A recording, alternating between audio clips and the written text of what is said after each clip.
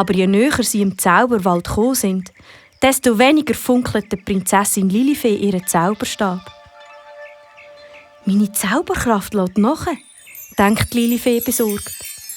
Da entdeckt sie am Wegrand eine kleine Waldfee. «Hallo, kleine Fee, hast du etwa meine Freunde gesehen?»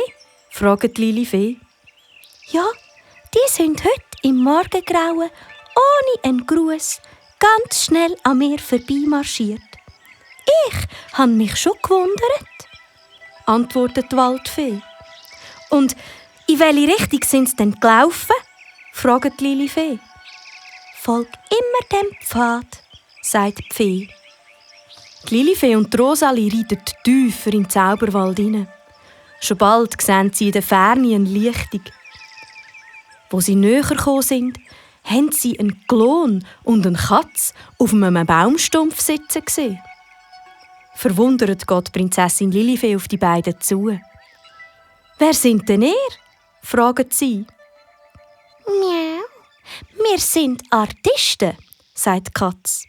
«Miau, ich bin die Mimi und das ist der Rico, der Klon, mein bester Freund.